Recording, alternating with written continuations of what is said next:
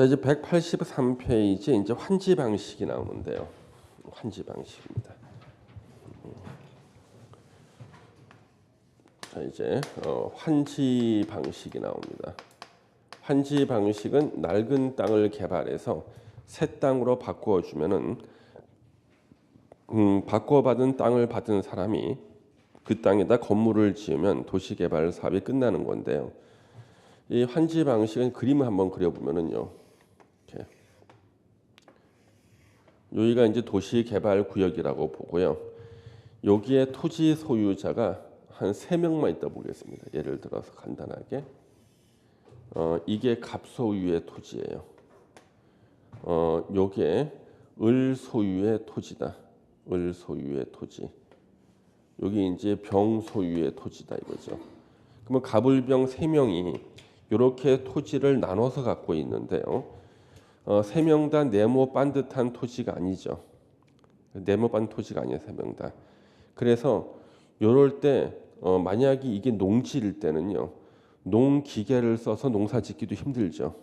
그래서 예전에는 이 환지 방식을 갖다 예전에는 토지 구획 정리 사업이라고 그랬어요. 옛날에는 이걸 뭐라 그랬냐 그러면 토지 구획 정리 사업 그랬습니다. 구획 정리 사업 그랬어요. 옛날에.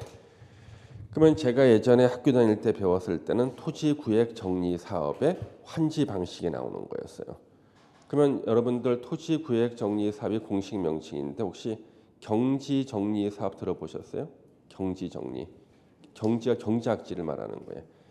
그래서 예전에 제가 어렸을 때만 해도요. 저기 시골을 지나가다 보면은 논밭이 네모 반듯하지 않고 아주 삐뚤삐뚤한 거예요. 이걸 갖다가 다 갈아엎은 다음에 바둑판 모양의 논밭을 만드는 게 이게 경지 정리 사업이거든요.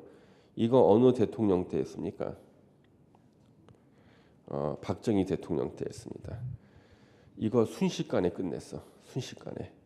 그래서 이걸 반대하던 사람들은 어떻게 됐을까요? 실종되고 한 일주일 있다가 이제 돌아와요. 건전한 대한민국 국민이 되기 위한 교육을 받고 돌아오는 거지. 그래서 다른 나라에서는 이 경지 정리하는데 몇십 년이 걸려요. 왜? 우리 공식적인 절차를 받기 위해서는요. 법을 만들고 어떤 민주적인 또 절차에 따라서 반대하시는 분들의 의견도 다 듣고 하다 보니까 한 2, 30년이 걸려가지고 나라가 아직도 헤매고 있는 나라들이 많아요. 예. 그런데 우리나라는 그냥 순식간에 끝내. 순식간에. 왜? 예. 건전한 대한민국 국민으로 태어날 수 있는 교육을 실시하기 때문에. 그래서 순식간에 우리는 경제는 다 끝나버린 거예요. 우리나라는요. 그래서 농촌 근대화가 됐죠. 그래서 삐뚤삐뚤한 논밭을 바둑판 모양 논밭으로 순식간에 다 만들어 버렸습니다. 그게 1972년도입니다. 새마을 운동이 시작된 게 1972년도예요. 다 만들어 버렸습니다. 그래서 이때 이게 토지 구획 정리 사업인데 해필이면 그 토지가 논밭 같은 경작지라 그래서 우리가 경지 정리 사업 그랬는데 이것은 논밭에 하나지 않고요. 대지도 이렇게 정리할 수 있다는 거예요. 자, 이게 이제 대지다. 대지가 모양이 이러면 건물 똑바로 못 짓죠. 역시 대지도 바둑판 모양으로 정리할 수 있다. 그래서 환지 방식으로 도시개발 사업하면요. 바둑판 모양의 대지가 만들어지는 거예요. 그래서 이때 갑한테 너는 땅을 이렇게 바꿔주겠다는 거예요. 땅을 이렇게. 이게 갑한테 바꿔주는 땅이에요. 그 얘기는 갑의 땅 이만큼을 내놓게 하고요. 대신 병의 땅 이만큼을 가져가는 거지. 이때 갑이요. 나는 이 땅이 내 땅이 이쪽이 마음에 들어. 병의 땅 이쪽은 내가 마음에 안 들어. 이렇게 할 수도 있잖아요. 다른 나라는 이렇게 하면은요. 여기에 대해서 이제 합의를 하기 위해서 5년, 10년이 지나가. 우리나라는 어떻게 하는 거예요? 이 갑이 잠시 실종이 돼. 예. 그리고 일주일만 다시 돌아오는데 와서는 동의를 하는 거지. 그래서 다른 나라에 10년 걸리고 20년 걸리고 우리나라는요. 한두 달이면 다 끝내야 그냥. 그렇지 않습니까? 예. 끝내버려. 그래서 여기 갑이 내놓은 땅이 있죠. 요 땅은 이제 을이 가져가는 거예요. 을이 가져가. 을이 이렇게 땅을 가져가는 거예요. 이렇게. 뭐 을은 대신 갑이 내는 요 땅을 가져가는 대신에 자기 땅 이 땅을 내놓게 된 거예요. 이 땅 내놓고 싶지 않았어. 그래서 싫어하는 순간 어떻게 되는 거예요? 교육을 받으러 가요. 가서 또 이 사람이 아주 건전하게 돼서 다시 돌아옵니다. 또 내놓고 그러면 이제 이쪽 땅은 누가 가져가냐 그러면 병이 가져가고 병은 이쪽 땅을 내놓는 거죠. 병 이쪽 땅 내놓기 싫었어. 그래서 한마디 했습니다. 싫어요 했다가 어떻게 된 거예요? 또 이제 교육받으러 오는 거죠. 이렇게 돼서 그래서 1972년도에 바로 요 토지 구획 정리 사업, 특히 농촌 지역에는 경지 정리 사업이 시작된 거예요. 밀어 해가지고 다 뚫어 바둑판 모양. 그때부터는 이제 농업 생산량이 엄청나게 나오죠.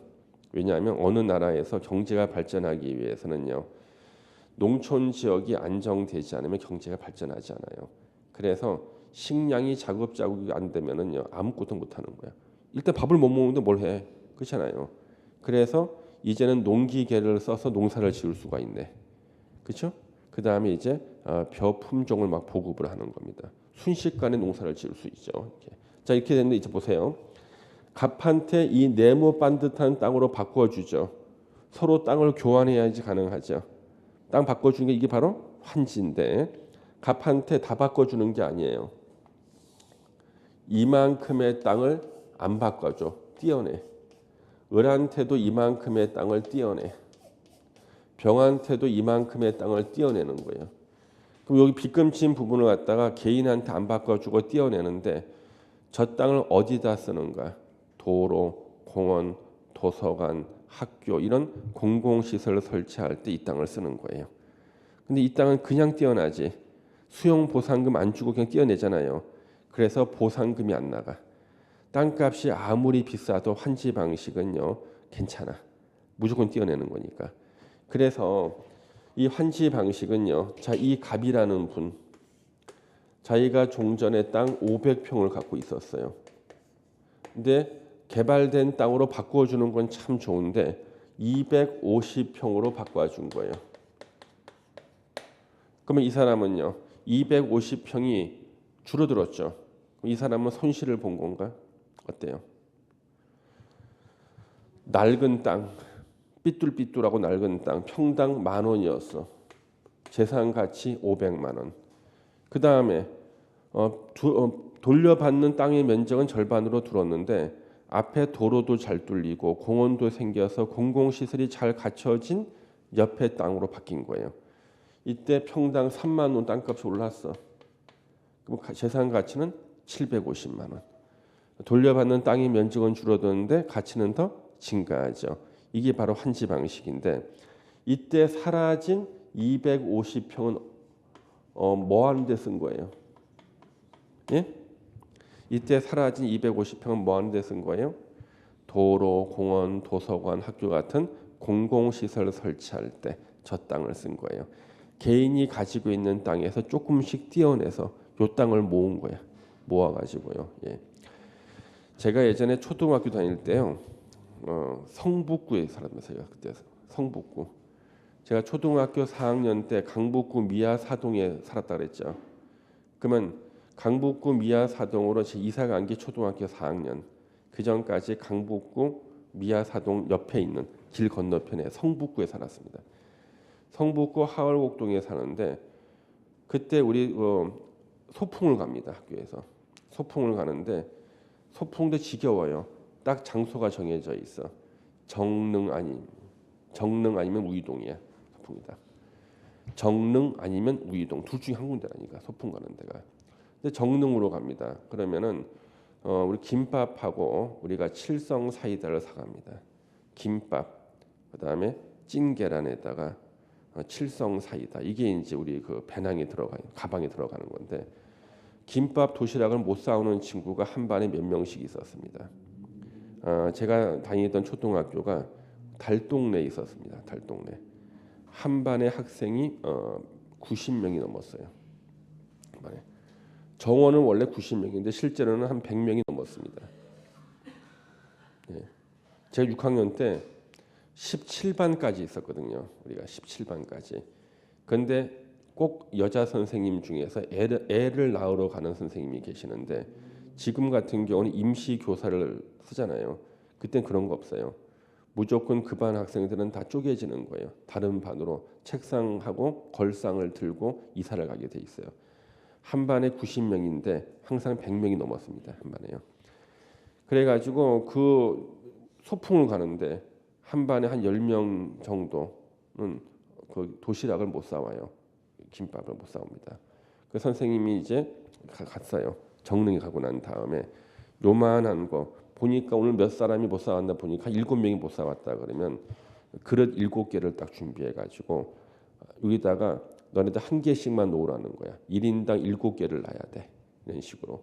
그래 가지고 순식간에 도시락 7개를 만들어 선생님께서. 예. 그래서 걔네들한테 주는 거예요. 7개. 이게 바로 환지 방식이야. 그래서 개인한테 조금씩 떼어냈잖아. 그렇죠? 개인한테 땅 10평 떼어낸 사람도 있고 땅 1평 떼어낸 사람도 있고 이 땅을 다 모으니까요. 그 땅 면적이 공원 면적이 나와 한쪽에. 공원도 나오고 도로도 나오죠. 그렇죠? 이 환지 방식에. 이렇게 뜯어내는 비율을 우리는 이것을 감보율이라 그래요. 감보율 그럽니다. 자, 이거 감보율 50%. 자, 감보율 50%면 개인한테 돌려주지 않은 땅이 몇 퍼센트라는 거야? 50%라는 얘기야. 간단하게. 감보율 50%는요. 그 우리 감보율은 보통 50% 전후로 하는 게 보통 일반적이거든요. 더 높을 수도 있습니다만은 예. 그래서 100평 땅 갖고 있던 사람한테 50평만 바꿔줬다. 뛰어간 땅이 50평이죠. 감보율 50%예요. 그러면 감보율이 크면 무조건 나쁜 것인가? 어때요? 감보율이 크면 무조건 나쁜 것인가? 토지 소유자한테. 감보율이 크다는 것은요. 공공시설을 많이 설치한다는 뜻이야. 뛰어난 크다는 것은요. 그래서 감보율이 크다고 무조건 나쁜 것은 아니다. 그 대가 없이 뛰어가는 비율이 바로 저 감보율이에요. 대가 없이 뛰어가는 비율 감보율입니다. 그래서 이 감보율을 적용하는 거죠. 자, 환지 방식 우리 개념은 이제 이해할 수가 있는데요. 우리 환지 방식에서는 먼저 환지 계획이라는 게 나와요. 환지 계획이라는 게 나옵니다. 이거는 누가 작성하냐 그러면 작성자는 시행자가 작성해요. 도시개발사업 시행자가 낡은 땅을 개발해서 새 땅으로 바꿔줄 계획을 작성해. 이게 바로 환지 계획. 여기 대해서 도장을 받아요. 인가권자. 인가권자는 특별자치도지사, 시장, 군수, 구청장이 인가권자예요. 환지 계획이 인가권자입니다. 그래서 낡은 땅을 개발해서 새 땅으로 바꿔주는 계획을 환지 계획 그래요. 예. 183페이지 맨 밑에 나옵니다. 시행자는 도시개발 사업의 전부나 일부를 환지 방식으로 시행하려면 다음 사항이 포함된 환지 계획을 작성해야 된다. 환지 계획에 들어가는 내용들이 쭉 나오네요. 그런가 보다 이렇게 나왔죠. 그런가 보다 이렇게 나왔습니다. 그 다음에 이제 이번에 환지 계획 작성에 특례해가지고 기업번의 면적을 고려한 환지 계획에서요. 요거 증환지, 감환지라는 게 나와요. 자기가 본래 받을 환지 면적보다 더 많이 줄 수도 있어. 이 사람은 환지를 100평 받는 게 정상인데 110평을 받았다. 이건 증환지라 그래요. 이 사람은 100평 받는 게 정상인데 90평만 받았다. 이것을 감환지라 그래요. 더 줄 수도 있고 적게 줄 수도 있다. 예. 그 다음에 환지 대상에서 제외할 수 있다는 것은 환지 부지정이라 그러는데 환지 대상에서 제외. 이 사람이 땅이 너무 작아요. 이 사람이 땅이 1평밖에 안 돼. 이거 환지해 주려 봤더니 반평만 환지해 줘야 되거든요. 그래서 발이 큰 사람은 두 발로 서 있기도 뭐해. 이럴 때는 환지를 안 주고요. 그냥 돈으로 줘요. 돈으로 땅값 돈 주고 그것도 가능한 겁니다. 니은본 보시면 신청이나 동의에 의한 환지 부지정. 이거는 뭐냐면 이 사람이 우리가 개발 안 된 낡은 땅을 종전 토지라 그래요. 종전 토지를 가지고 있는데 이 사람이 그러는 거예요. 나는 환지 필요 없어요 그러는 거예요. 당신은 왜 환지 안 받으려고 그랬더니 저 내일 모레 이민 가요 그래. 그러면 이 사람은 환지가 필요 없잖아요. 그러면 땅값을 돈으로 받는 거예요. 이 사람이 신청하거나 또는 동의를 하면은 환지를 지정해 주지 않을 수도 있다. 대표적인 것이 내일 모레 이민 가는 사람입니다. 근데 왜 이민 가십니까? 중개사 공부하기 싫어서. 또는 제가 10년 공부했는데 시험이 안 돼서 남들 보기 창피해서 이민 갑니다. 그래서 미국 가서 중개사 하려고요. 가도 더 어려워. 미국은요 중개사가요 변호사와 같은 레벨이에요. 변호사, 공인회계사, 공인중개사 같다고요. 미국의 공인중개사는 대통령도 되지 않습니까? 예. 공인중개사에서 돈 벌어서 부동산 개발업자가 되고 개발업자 돼서 돈 벌어서 대통령이 되고 그래서 중개사가 너무 좋아서 자기 딸도 공인중개사 시켰잖아요. 예. 그래서 우리나라가 언제 선진국가가 되는가? 중개사가 대통령 되는 그날입니다. 선진국가에. 예. 예. 그래서 미국에서는요 부동산 하는 사람을 나쁜 사람처럼 안 보잖아요. 우리는 뻑하면 모든 걸 다 중개사 잘못이라 가지고 아니 그 아파트 가격이 오르는 게 중개사가 잘못한 거예요. 나라가 정책을 잘못한 거지. 그렇지 않습니까? 그걸 왜 그 중개사 잘못으로 해서 누군가 한 사람을 갖다가 희생을 만들어서 그 사람한테 책임을 지면 안 되죠. 예. 그러면 우리나라가 부동산 개발이 잘 된 거 중개사가 잘한 거다 이렇게 안 하잖아요. 잘 된 것은 정부가 잘한 거고 못된 것은 중개사가 잘못한 거. 이건 말이 안 되지. 예. 그래서 요즘에는 무슨 뭐 잘못만 되면은 이제 뭐 단속 나오고 막 그러잖아요.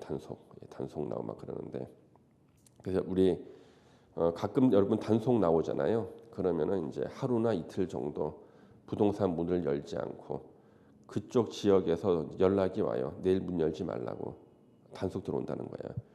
누군가 알려줘 그냥. 그래서 연락이 와. 근데 그 지역에서 이제 왕따 당한 사람들이 있어요. 왕따 당한 사람들. 이 사람들한테 연락이 안 와요. 여러분들이 나중에 공인중개사 개업을 하잖아요. 그러면은 꼭 걸리는 사람들이 있어요. 텔레비 보면 뉴스 나오잖아요. 어느 지역에 국토부 단속반이 들이닥쳤는데 그 지역에 부동산이 수백 개가 있는데 딱 두세 명만 걸려가지고 붙잡혀 가잖아요. 그 왜 두세 명 왜 걸렸겠어요? 전화가 안 온 거야. 그 사람한테만 전화 안 온 거야. 그래가지고 다른 사람들은 다 저 연락을 받고 저 내일은 부동산 문 열지 말고 어느 지하철역 몇 번 출구에 관광버스 2대를 대기시켜놨다. 우리 그거 타고 그냥 이번에 그냥 설악산이나 갔다 오자는 거예요. 다 사람들 몰리는데 그 한 몇 사람 있어요. 그 사람 아침에 오더니 내가 또 일찍 나온 편이네. 나만 문 먼저 여는데 하면서 샷하면 쫙 올리는 순간 뒤에서 단속반이 딱 와서 잡아가요. 예, 조사하고 다 걸립니다. 그럼 그분들한테는 왜 연락이 안 왔을까요? 왕따 당한 사람이에요. 근데 그분들은 학원 다닐 때부터 찍힌 사람들이에요. 학원 다닐 때부터. 예. 학원 다닐 때부터 찍힌 사람이 있죠. 개업해도 얼마 못 가요. 다 찍혀가지고 결국에는 단속에 붙잡혀서 조사받고 처벌받고 폐업하고 다 그럽니다. 예. 그래서 학원 생활을 잘 하셔야 돼요. 예. 왜냐하면 부동산은 학원 동창밖에 없거든요. 부동산은. 공인중개사는 학원 동창밖에 없어가지고 학원 찍힌 사람들 있죠. 바로 단속 나올 때 보면 알아요.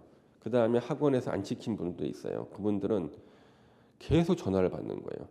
한날 우리 그 지금 부동산 하시는 분이 저를 찾아와서 얘기를 하는데 전화가 진짜 30분간 10통 이상이 오는 거예요. 무슨 전화를 했더니 내일 단속 나온다고 문 열지 말라고 혹시나 이분 연락 못 받았을까 봐 다 연락해 주는 거예요. 똑같은 전화를 계속 받는 거예요. 근데 한 통도 안 오는 사람들이 있어요. 그 학원에서 이제 찍힌 사람들이죠. 예. 그래서 학원 생활이 잘못된 사람들은 어차피 오래 못해 부동산 결국에는 다 딸려 들어가게 돼 있어. 가서 이제 그 여러분들 그 또 학원 찍힌 사람이 있잖아요. 그 사람 어차피 조사 받을 사람이 있잖아요. 잡혀가서 그래서 그 사람하고는 공동 중개를 안 해요. 그 사람 공동 중개하잖아요. 그러면 고구마 줄기 넝쿨처럼 있잖아요. 다 딸려 들어가거든요. 그래서 저 사람은 분명히 잡혀 들어갈 사람이야. 그러면 그 사람은 절대 공동 중개를 안 한다고요. 왜 저 사람이 어차피 저 사람은 골 들어갈 사람이거든. 그 사람 보면 공동 중개하는데 다 같이 걸려.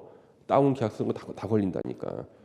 그래서 찍힌 사람하고는 공동 중개도 안 해. 어차피 딸려 들어갈 사람이니까. 그것만 줄기처럼 다 나옵니다. 그래서 안 돼요. 그래서 여러분들 학원 생활 열심히 잘 하셔야 되고요. 열심히 공부하면 돼. 다른 사람 공부하는데 피해 안 주고. 되게 찍힌 사람 다 피해 주는 사람이에요. 현재 지금 경기 북부에서요. 제일 잘 나가는 공인중개사 몇 사람이 1등부터 10등 정도 되는 사람이 절반이 저한테 배우신 분이 있어요. 경기 북부 지역에. 그분들 중에 잘 나가는 분은 오늘 저기 비가 좀 오는 날이잖아요. 생전 지각을 안 하신 분이 30분 지각을 하신 거야. 왜 그런가 했더니 양쪽에 짐을 한가득 들었어요. 이게 뭐냐면 전을 부쳐온 거야. 아침에. 비 오는 날은 전을 먹어야 된다 해가지고 그래서 가지고 저보고 쉬는 시간에 10분만 달래 해가지고 일회용 접시에다가 150명분을 해온 거예요. 전을 해가지고 그다음에 간장 맛있는 간장에서 쫙 한 겁니다. 이렇게. 그래서 결국에는 이제 그분하고 공동 중개하시는 분들이 워낙 많아가지고 그게 벌써 한 10여 년 전 얘기인데 이제는 경기 북부에서는 가장 유명한 중개사가 되죠. 먹은 사람들이 다 밀어주거든. 먹은 게 있기 때문에. 그래서 오늘같이 비가 오는 날이면 이제 그 생각이 나는 거야. 비 오는 날은 전을 먹어야 된다면서 새벽에 일어나서 전을 갖다 150명 엄청나지 않습니까? 그래서 여러분들이 그 학원에서는요 다른 분 공부하시는데 방해하지 말고 본인이 열심히 하시고 그러면은 합격 후에서는요 지식이 성공을 좌우하는 게 아니야. 지식이 뭐 지식이 성공 좌우한다 그러면은요 공부 잘하고 똑똑한 사람이 한다 그러면 우리나라는 모든 데 다 서울대 출신들만 성공할 거 아니에요. 주변에 보면 서울대 출신들 실업자들 진짜 많아요. 그렇지 않습니까? 절대 학원의 우등생이 업계 우등생 되는 거 아니야. 학교 우등생이요 사회 우등생 되는 것도 아니거든요. 그래서 여러분들도 학원에서는 일단 합격할 정도 공부하시고 합격하시고 그 다음에 현장에 나갔을 때는요 그 사람의 성실성이라든가 이런 것들이 성공을 좌우하는 거지 절대로 머리라든가 이런 성공 좌우하는 게 아닙니다. 그래서 합격하기 위해 이 정도만 그래도 기초과정 때 공부해도 중요하죠, 그렇죠? 이 정도. 환지 계획 작성은 시행자가 하고 도장 직원 인가권자는 이런 사람들이 되고 그래서 항상 강조하는 게 그런 겁니다. 공부라는 거 절대 아주 엄청난 천재가 필요한 것도 아니에요. 꾸준히 공부하면 다 성적 나오고요. 지금 니은번의 그 신청이나 동의에 의한 환지 부지정은요. 내일 모레 이민 갈 사람이 저는 이민 가요. 중개사 공부하기 싫어서요. 가면 더 힘들어. 여기 사는 게 나요. 그래서 땅을 바꿔주지 않고 돈으로 주는 거. 이게 신청이나 동의에 의한 환지 부지정. 입체 환지라는 것은요. 환지를 바꿔줄 땅이 부족해요. 그러면 땅 대신에 건축물의 일부와 공유 지분을 주는 게 입체 환지입니다. 그래서 이 입체 환지 같은 거는요. 우리가 좀 알아둘 필요는 있는데 입체 환지는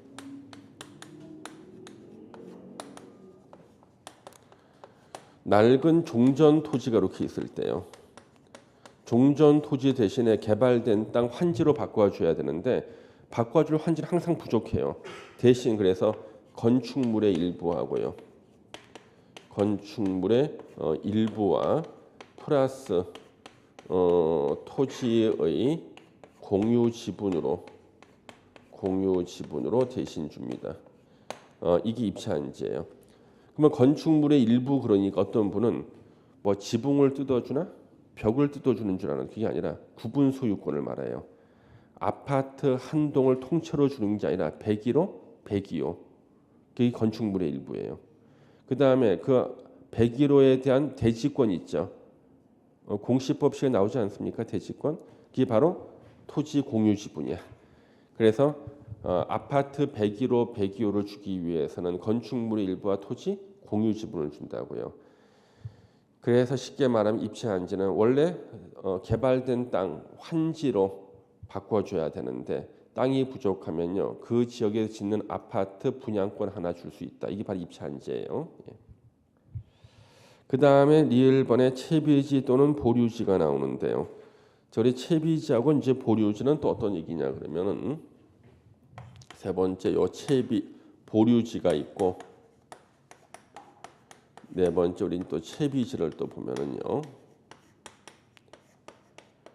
자, 개인한테 환지해 줄 땅으로 지정하지 않은 게 보류지예요.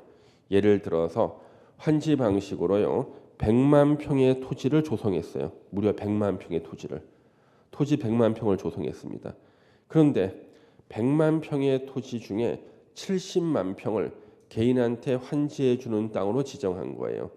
그러면 개인한테 환지해 줄 땅으로 지정하지 않은 땅이 현재 얼마예요? 30만 평. 이게 보류지예요. 보류지는 개인한테 환지해 줄 땅으로 지정하지 않은 땅을 보류지라고 한다. 보류지 그 30만 평에서요. 이제 공사 비용에 쓸 땅을 10만 평을 정했습니다. 이 10만 평을 파는 거예요. 팔면 돈이 들어오잖아요. 그 돈 가지고 세멘, 모래, 철근, 벽돌을 사서 공사 비용에 충당을 해요. 이걸 채비지라 그래. 그래서 30만 평 중에 10만 평을 채비지로 지정해서 팔아. 이제 남는 땅이 얼마예요? 20만 평 남죠. 이걸 어떻게 쓰는가 봤더니 20만 평 가지고 도로, 학교, 공원, 도서관 같은 거 공공시설 설치할 때 쓰더라는 거예요. 그래서 보류지는 개인한테 환지해 줄 땅으로 정하지 않은 땅을 보류지, 이 땅 중에서 일부를 채비지로 지정해서 공사 비용에 충당한다. 채비지는 파는 거예요. 팔아서 돈이 들어오면 그 돈 가지고 공사 비용에 충당하는 거죠. 그래서 환지 방식은요, 돈이 안 들어가요. 예산이잖아요. 환지 방식은 그 안에 있는 땅 가지고 낡은 땅 대신에 새 땅으로 바꿔주고, 그다음에 조성되는 토지 일부를 개인한테 환지 안 해주는 보류지로 정하고, 보류 중에 일부를 팔아 채비지로 정해 팔아서 그 돈 가지고 세멘, 모래, 철근, 벽돌 사서 공사 비용에 충당하고, 그리고 남는 땅 한 20만 평은 또 도로, 학교, 공원, 도서관 만드는 거죠. 이게 이제 환지 방식입니다. 가로 이번에 환지 계획 인가 나왔죠? 행정청이 아닌 시행자가 환지 계획 작성했을 때는 특별자치도지사, 시장, 군수, 구청장한테 인가를 받아야 된다. 행정청인 시행자는 인가 안 받아요. 행정청인 시행자가 환지 계획 작성했을 때 인가 안 받습니다. 행정청이 아닌 시행자 환지 계획 작성했을 때만 인가를 받습니다. 2번 환지 부지정 토지의 사용 수익의 정지 그랬는데, 자, 우리 내일 모레 이민 갈 사람한테는 환지를 정해주지 않는다 그랬죠. 그러면 이 사람은 대신 돈을 받잖아요. 그 대신에 낡은 종전 토지는 더 이상 사용 수익하면 안 돼. 이제 그 환지 대신 돈 받았잖아요, 그렇죠? 낡은 토지는 더 이상 사용 수익하면 안 돼요. 사용 수익을 정지시킬 수가 있습니다. 가로 3번에 환지 예정지 지정이라는 게 나와요. 이게 이제 환지 예정지 지정이 나옵니다. 예정지. 자, 이 환지 예정지가 지정이 되면요, 사용 수익권을 취득하는 거예요. 사용 수익권을 취득한다. 시행자가, 토지 소유자가 사용 수익권을 취득한다. 이게 무슨 뜻이냐면은, 우리 환지 방식이 아까 최대 단점이 뭐라 그랬습니까? 절차가 지연되고 복잡하다 그랬죠. 그래서 낡은 종전 토지에 어떤 사람이요, 의류 공장을 하고 있었어요. 이분한테 와서 이제 이 지역이 환지 방식으로 도시 개발이 됨으로 인해서 내일부터 당신의 낡은 공장 철거에 들어가겠다는 거예요. 그래서 나중에 환지를 받으시면 새로 공장을 지어서 이제 옷을 만드시라는 거지. 그러면 저 환지 언제 주시는데 그랬더니 20년 후에 주겠대. 그러면 아무리 좋은 땅으로 바꿔준다 그래 이 사람은 공장 가동을 20년 중단해야 될 거 아니에요. 엄청난 손실이죠, 그렇죠? 그래서 환지로 바꿔주기 전에 임시로 사용 수익할 땅을 지정해 주는 거예요. 임시로. 이게 뭐냐면 환지 예정지라 그래요. 그래서 환지 방식으로 도시개발 사업할 때 시간이 오래 걸린다는 단점을 좀 막아주기 위해서 개인이 임시로 사용 수익할 땅을 먼저 지정해 주는 거예요. 그럼 이때 임시로 사용 수익하다가 나중에 그 땅의 소유권을 취득하면 되거든요. 그래서 이게 바로 환지 예정지 지정. 그럼 환지 예정지가 지정됐을 때는요, 사용 수익만 할 수 있고 처분은 못 해요. 혹시 여러분들요, 권리, 권능, 권한 혹시 이거 배웠습니까?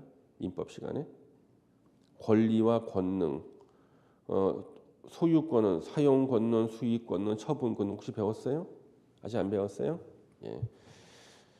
그래서 여러분들이 도시개발법은요 내용의 절반이 민법이에요. 예. 또 내용의 절반의 또 절반이 국토계획법이야. 그렇기 때문에 여러분 국토계획법 아직 잘 이해 안 되죠? 민법 아직 공부 제대로 안 했죠? 그래서 도시개발법이 이해가 어려운 거예요. 그래서 도시개발법은 언제 이해가 좀 되냐면 여러분들이 민법, 특히 민법 중에서 물권법을 많이 했을 때 그때 조금 이해가 되기 시작해요.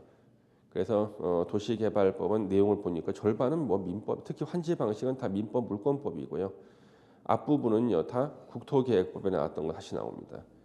그래서 우리는 민법도 부실하고 여러분들 공부량이 현재 국토계획법도 부실하기 때문에 도시개발법이 이해가 될 리가 없다. 이렇게 어려운 도시개발법은 그래서 대학에서는 대학원에서 가르친다. 우리는 학원에서 바로 가르칩니다. 이렇게요. 자, 사용 수익권. 그래서 소유권은 안 주고 이 땅 임시로 사용 수익만 하게 해주는 거예요. 한지영 지정됐을 때 그것만 좀 기억하시면 되겠습니다. 그다음 185페이지 준공검사라는 말이 나오는데 이거는 우리가 이해를 하면 되는 것이요. 앞으로 부동산 공법에서는 도처에서 준공검사라는 말들이 나와요. 도처에서 공사를 잘했는가 확인해 보는 것을 준공검사라 그래요. 준공검사. 공사가 잘 됐는지 확인해 보는 거예요. 그래서 거기 가로 4번의 동그란 1번 보시면 준공검사권자라고 나오죠. 시행자, 도시개발 사업 시행자가 도시개발 사업 공사를 완료한 때는요. 공사 완료 보고서를 작성해서 지정권자, 도시개발 구역을 지정한 지정권자한테 준공검사를 받아야 되는데 시행자 뒤에 가로가 있죠. 지정권자 지가 시행자일 때는 제외. 자기가 자기한테 준공검사 못 하잖아요. 그때는 준공검사 안 받는 거예요. 그러면 도시개발법에서는 이런 주문이 많아요. 시행자가 지정권자하고 같은 사람일 수가 있어요. 그래서 도시개발구역을 용인시에는 50만 이상이에요. 용인시에서는 도시개발구역을 지정하는 사람이 용인시장이잖아요. 용인시장이 다 지정권자인데 용인시장 자기가 지정한 곳에 자기가 시행자가 될 수가 있어요. 그러면 지정권자와 시행자가 같은 사람이죠. 그렇죠? 그러면 지정권자가 만약에 준공검사권자다 그러면 시행자도 자기고 준공검사권자도 자기야. 그러면 자기가 자기한테 준공검사 못 하잖아요. 이럴 땐 준공검사 안 받게 돼 있어요. 자기가 하는 거니까 안 받게 돼 있다고요. 예전에 우리 공인중개사협회에는요. 여러분 중개사 시험 붙으면 여러분 나흘간 실무 교육을 받아야 돼요. 중개사 시험 붙으면 나흘간 실무 교육을 받아야지만 개업을 할 수가 있어요. 그래서 자기가 부동산업을 하기 위해서는 합격 후에 실무 교육을 나흘간 받아야지만 이제 중개업을 할 수 있는데 우리 협회에서 그 실무 교육을 담당하는 협회 교수님이요 공인중개 자격증을 갖고 있는데 자기가 한 날 이제 개업을 해야 될 일이 생겼어요. 자기가 이름을 개업해놓고 물론 일은 거의 실정이 다 하겠죠. 근데 문제는 뭐냐면 자기가 협회 교수인데 자기가 자기를 가르친다는 것이 있을 수 있는가? 이게 이제 한번 10여 년 전에 문제가 된 거예요. 자기가 자기를 가르칠 수 없잖아요. 그러면 이분은요. 자기가 실무 교육을 받을 그때는 강의를 하면 안 되는 거예요. 그렇잖아요. 예. 그래서 그분이 강의를 안 하게 되면 그 과목을 담당하실 다른 분이 있어야 되는데 아무나 되는 게 아니라 국토부에다가 승인을 받아야 되거든요. 국토부에 승인을 받아야 되는데 승인 받기 전까지 절차 올라가 내려오는데 몇 달 걸려요. 까지는 이분은 실무교육 못 받아. 개업을 못 하는 거야. 예. 그래서 자기가 자기를 가르치는 건 있을 수 없다. 그래가지고 그런 게 있었습니다. 그래가지고 여러분들 혹시나 그 부동산학 개론 시간에 그 리츠 배웠습니까? 리츠. 부동산 투자회사 배웠습니까? 부동산 투자회사가 리츠 회사인데요. 부동산학 개론 시간에 나와요. 그래서 우리가 부동산 그 리츠 회사를 설립하기 위해서는요. 자산 운영 전문 인력이라는 자격증이 있어요. 자산 운영 전문 인력이라는 자격증. 이 자격증을 가진 사람이 일정 수 이상이 있어야지만 부동산 투자 회사를 설립할 수가 있어요. 리츠 회사를요. 그래서 그 자산 운영 전문 인력 그 교육을 우리나라에서 3군데서 하는데 그 중에 제가 이제 2군데서 제가 그걸 하고 있어요. 강의를요. 3군데 중에서 2군데에서. 그러니까 자산 운영 전문 인력 자격증을 가진 사람의 3분의 1은 저한테 교육을 받는데 한날 제가 리츠 회사를 설립할 일이 생겼어요. 발기인이 돼야 돼가지고 그래서 그럼 내가 자산 운용 전문 인력 자격증 내가 딸게. 그런 시험 안 봐요. 시간 이수만 하면 자격증을 줘요. 국토부에서 하는. 그것도 국가 자격증인데 여러분이 좋아하는 스타일이야. 시험 안 봐. 시간만 이수하면 자격증을 줘. 자산 운용 전문 인력. 그 제가 이수하려고 봤더니 문제가 생겼어요. 내가 나를 가르칠 수가 없잖아요. 그렇지 않습니까? 내가 나를 못 가르치잖아. 방법이 없어. 방법이요. 그렇다고 해가지고 제가 교육을 받을 때 제 과목을 다른 분이 대체하려고 했더니요. 그거는 1년 전에 해야 되는 거예요. 안 돼. 그 결국에는 제가 그 교육을 못 받았다니까. 예, 그걸 못 받았습니다. 그렇죠? 그래서 이런 일이 지금 공법에는 굉장히 많아요.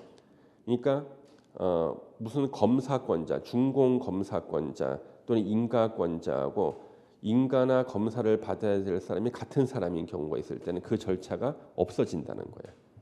이게 공통되는 원리예요. 알아두세요. 예. 공통되는 원리입니다.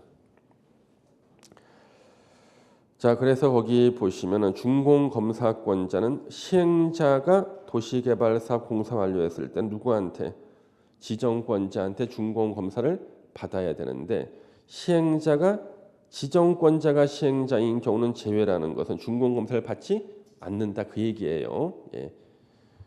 그다음에 공사 완료 전 준공검사. 그래서 전부 완료되기 전에 공사가 완료된 부분만 가지고도 준공검사 받을 수가 있고요. 3번에 조성 토지를 준공 전에도 사용할 수가 있다. 준공 전에도 사용할 수가 있다. 필요할 때 사용 허가 받으면 쓸 수 있다는 거예요. 그 다음에 이제 환지 처분 공고의 효과가 4번에 나오는데 권리의 이전, 환지 계획에서 정해진 환지는 언제부터 소유권 이전하는가? 환지 처분이 공고된 날에 다음 날로부터 종전의 토지로 본다. 종전의 토지로 본다는 것은 종전 토지하고 권리 의무가 같아지는 거예요. 예를 들면 종전 토지를 저당권 설정해 줬다. 환지 받은 땅에 저당권이 그대로 옮겨와요. 그래서 종전 토지에 있던 그 권리 의무가 환지로 다 자동으로 옮겨온다는 거예요. 그래서 환지를 종전 토지로 본다. 그렇죠? 환지 계획에서 환지를 정하지 아니한 종전 토지에 있던 권리는 환지 처분이 공고된 날이 끝날 때 소멸한다. 그래서 환지 부지정했을 때 종전 토지에 있던 권리는 환지 처분이 공고된 날이 끝날 때 소멸한다. 이 말도 민법을 좀 공부하고 와야지만 이제 가슴에 와닿게 이해가 됩니다. 그래서 쉽게 말해서 우리 종전 토지에 대한 소유권은 언제 상실하는가? 환지 처분 공고된 날이 끝날 때 소멸. 그러면 새롭게 자기가 환지 받은 땅의 소유권 언제 취득하는가? 환지 처분 공고일 다음 날 취득하는 거예요. 그래서 내가 새 땅을 받았다, 환지를 받았다. 이 땅의 소유권자가 되는 시기 환지 처분 공고일 다음 날. 그 내가 종전에 갖고 있던 땅의 소유권을 언제 상실하는가? 환지 처분 공고일이 끝날 때.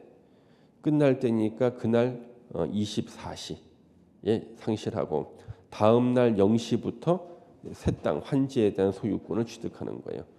낡은 땅의 소유권 상실하고 새 땅의 소유권을 취득하는 시기 환지 처분 공고일 다음 날.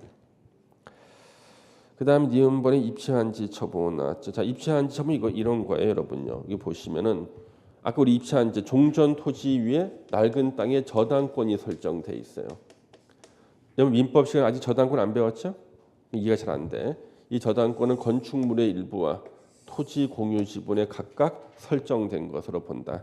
이전에 간다는 거인데 민법에서 저당권 공부하고 나야지 이해가 돼요. 그래서 지금 도시개발법은 진짜 절반이 다 민법이에요. 민법입니다.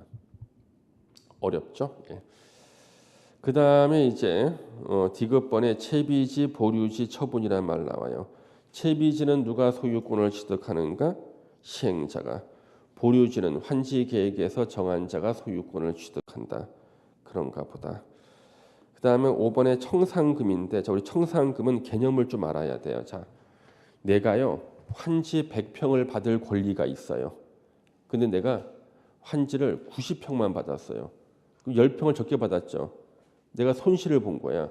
이때는 10평 적게 받은 것을 돈으로 계산하는 거예요. 그래서 이것을 10평 대신에 줘. 청산금을 내가 교부받게 돼. 교부받게 돼. 그런데 내가 환지를 110평을 받았어. 10평을 더 받은 거잖아요. 이때는 10평에 대한 부당이득을 취한 거예요. 이때 10평을 다시 돈으로 계산해. 그리고 나한테 10평 값을 내래. 이때는 청산금을 내가 징수당하게 돼. 그러면 청산금은요, 내가 받을 수도 있고 내가 징수당할 수도 있는 거예요. 그래서 청산금은 받을 수도 있고 징수당할 수도 있다. 하여튼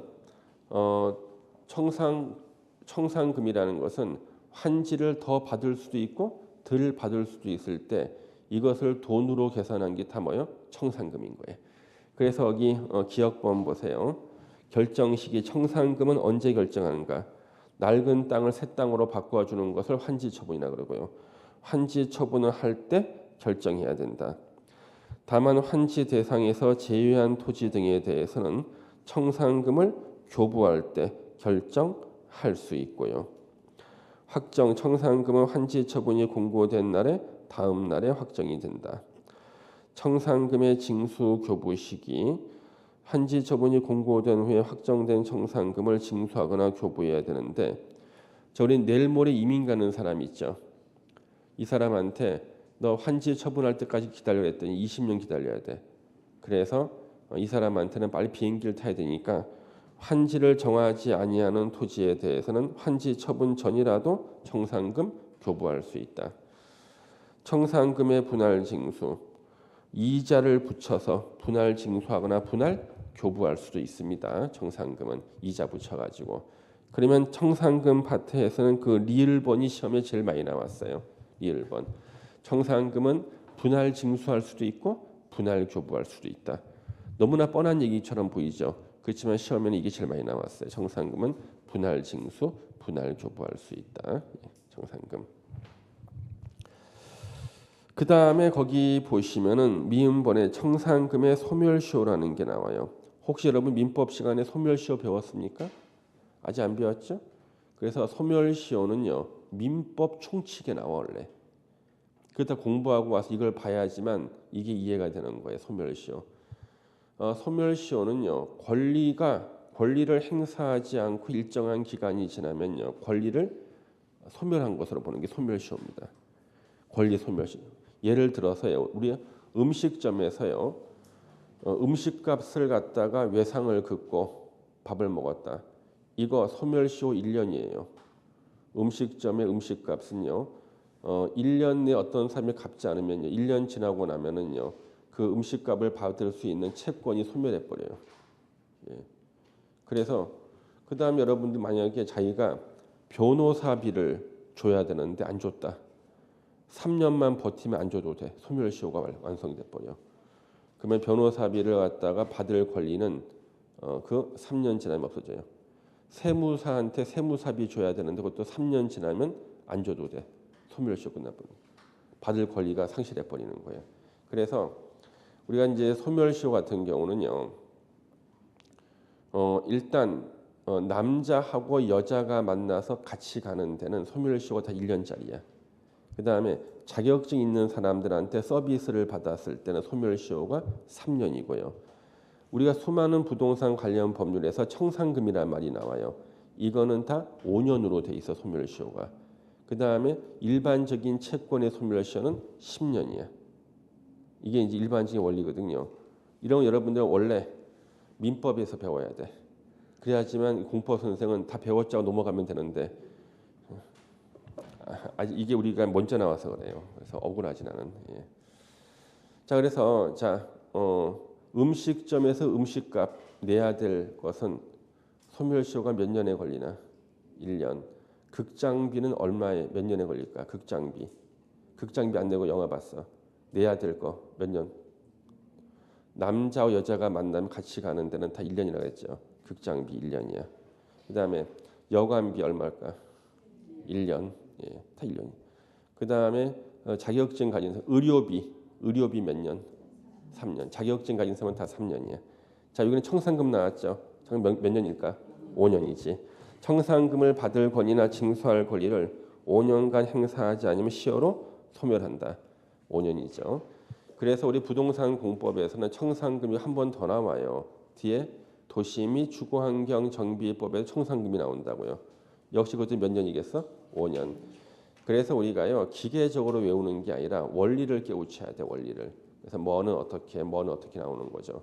그럼 여러분 요즘에 민법은 진도가 어디 나갑니까? 민법 진도가 기억 안 나요?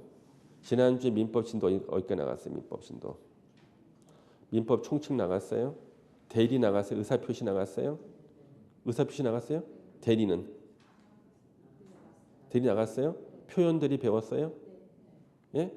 예. 그러면은 여러분 지금 굉장히 어려운 건 배웠는데 그거 가지고는 도시개발법이 해결이 안 돼. 현재 거기까지는 물권법까지 나가야지 도시개발법이 이해가 좀 되니까요. 이번 달에는 요 정도만 공부해도 괜찮다 생각하시고 여러분들 왜 12월 말까지 있죠. 민법에 좀 매진하셔야 돼. 왜? 민법을 안 하면은 공법이 힘들어지기 때문에 공법 선생 입에서 민법에 매진하래. 왜? 그래 결국 공법 선생이 편해지거든. 그렇죠? 그래서 여러분 12월 말까지는 민법에 좀 매진을 해보시고요. 공법은 수업만 열심히 들으세요. 예. 그래서 민법 공부하실 때는 여러분들은 운이 좋게 아주 훌륭한 민법 선생을 만났거든요. 예. 제가 봐도 민법 선생님은 워낙 강의를 잘하셔요. 예. 그래서 여러분들이 민법 선생님을 잘 만나는 게 합격이 50%야 일단. 왜? 민법이 흔들리면 다른 법이 다 안 되거든요. 우리 부동산이나 결혼 빼놓고는 다 민법이에요. 그렇죠? 공시법도 등기법 다 민법이거든요. 공법도 민법이 절반이라니까 내용에 중간중간 나오는 게요. 그러니까 여러분 하여튼 12월 달까지는 민법 매진하고 1월 달, 2월 달까지도 민법을 아주 열심히 하셔야 돼요. 그러면 공법도 쉬워지거든요. 근데 공부하는 방법이 민법에 매진을 하지 않고 다른 법부터 먼저 한다? 백날 해봐야 이해가 안 돼요. 민법. 그 민법의 어려운 그 의사 표시라든가 내심적 효과 의사, 그 다음에 표시 행위 혹시 다 배우죠? 의사주의, 표시주의, 그 다음에 대리, 표현 대리 배웠습니까? 배운 것 같아요. 예, 대리. 예. 그래가지고 이런 것들을 여러분들 배울 때 머릿속에서 그림을 다 그리면서 배우시는 겁니다. 사례를 생각하고 수업 시간에 배운 걸 길에 지나가다 한 번씩 보고 동네 꼬마아이들한테 뭐 좀 사와라 그랬을 때 이건 내가 본인이고 얘가 대리인인가 아니면 얘는 사자인가도 생각해 보시는 거고 예? 얘가 물건 사왔을 때 그 효과는 나한테 미치는구나 이런 것들. 그리고 혹시 민법 103조 배웠습니까? 예? 선량한 풍속 기타 사회질서 위반은 무효다. 104조 배웠습니까? 폭리행위 무효주다 그렇죠. 나는 법대 졸업한 지 오래돼도 그걸 다 기억합니다. 왜? 졸업할 때까지 매일 그거 들었기 때문에 하도 지겨워가지고 꿈에도 나타나 꿈에 나타나는 거야. 그래서 여러분들 그 시험장에 갈 때 제가 아침에 서 있거든요. 항상 당부를 합니다. 시험 보는 그날 제가 응원하려고 가서 서 있거든요. 그날은 절 만져도 되는 날이야. 왜? 시험에 길을 받기 위해서는 그렇잖아요. 단 아무데나 만지면 안 돼. 선량한 풍속 기타 사회 질서 위반되는 곳을 만지면 안 돼. 예. 그래서 여러분 공부를 하니까 우리가 대화가 되지 않습니까? 그렇죠? 그러니까 여러분들은 민법을 이 추위가 이 겨울이 가기 전까지 궤도에 올려놔야 돼요. 그러면 이 공법 선생은 아주 편해지는데 오늘 너무 힘들어 지금 그거 할 때 그렇죠? 괜찮습니다. 민법 하고 나면 좀 이해가 쉬워질 거예요. 일단 오늘 여기까지 하시고요. 다음 주는 그대로 금요일 날입니다, 여러분요. 다음 주 원래대로 금요일이니까 다음 주는 금요일 날 도시 및 주거 환경 정비법을 공부하면서 재개발 재건축이 뭔지 우리가 샅샅이 파고들 거예요. 아셨죠? 예, 여기까지 하겠습니다. 수고하셨습니다. 감사합니다.